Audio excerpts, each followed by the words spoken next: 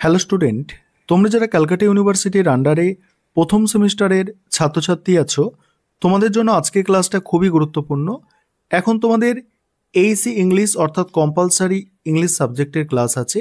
আজকের ক্লাসে তোমাদের আফটার ওয়ার্ড থেকে গুরুত্বপূর্ণ এমসিকিউ প্রশ্ন উত্তর নিয়ে আলোচনা করব, যেগুলো তোমাদের পরীক্ষার জন্য খুবই গুরুত্বপূর্ণ।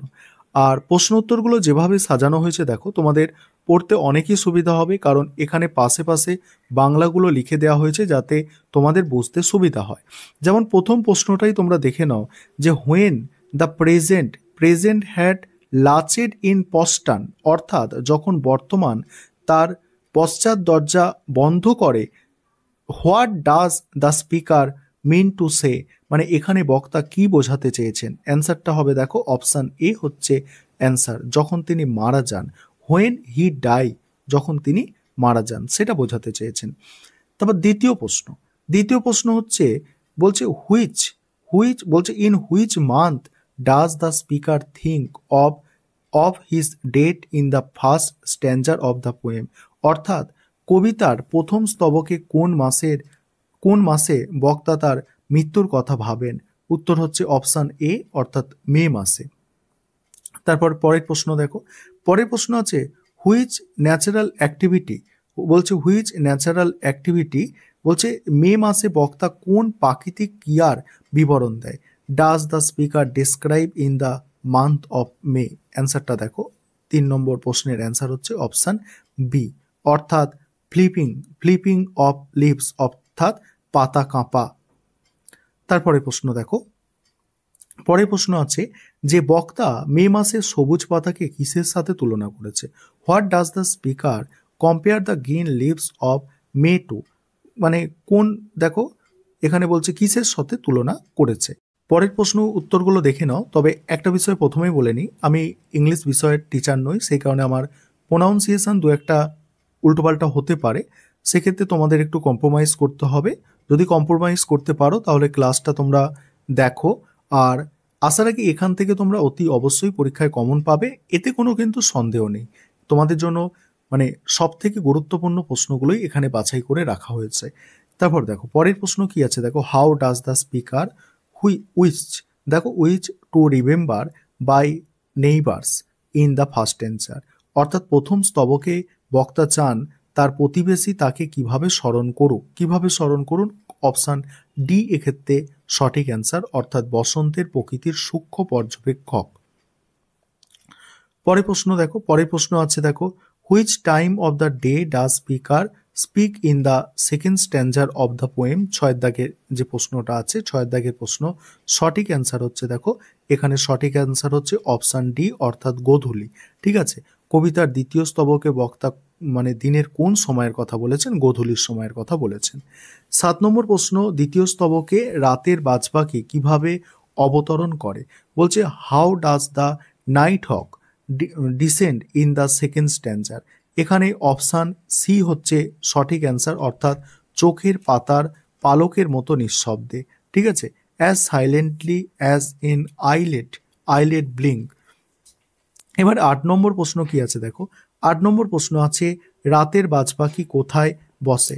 হোয়ার does the night hawk alight, দেখো অ্যালাইট, অর্থাৎ কোথায় বসে, একটি কাঁটাযুক্ত গাছে, অর্থাৎ অন এ ট্রন বুশ, অর্থাৎ অপশান বি হচ্ছে এক্ষেত্রে সঠিক অ্যান্সার।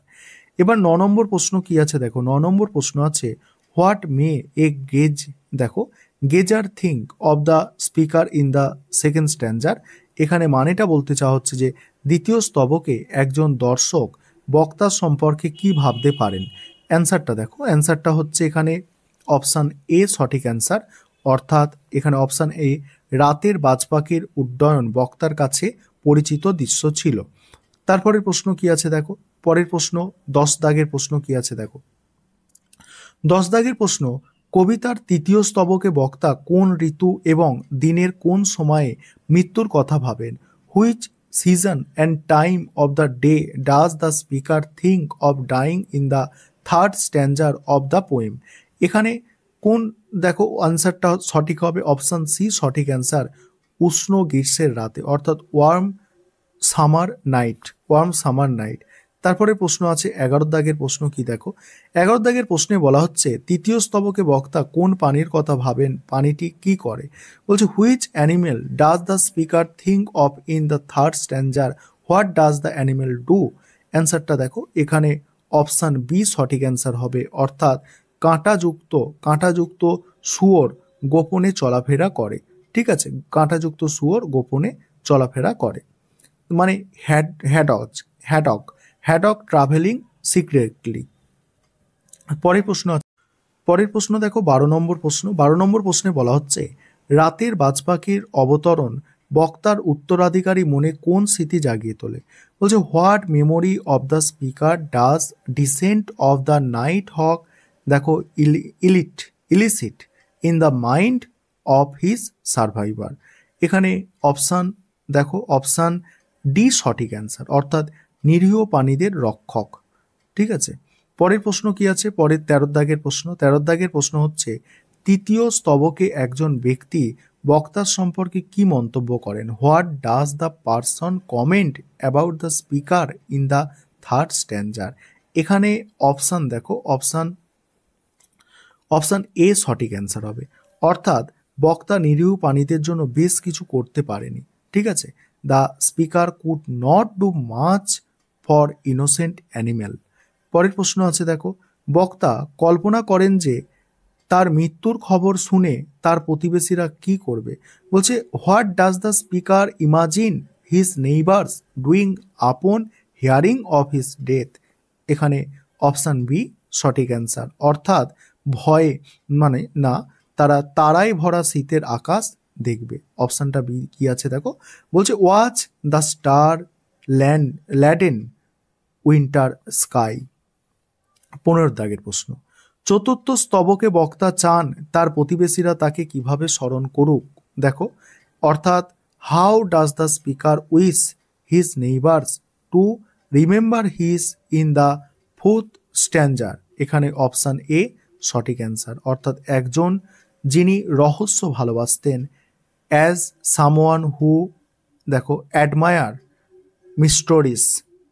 তারপরে পরের প্রশ্ন কি আছে 16 দাগের প্রশ্ন, what does the bell কুইটেন্স mean.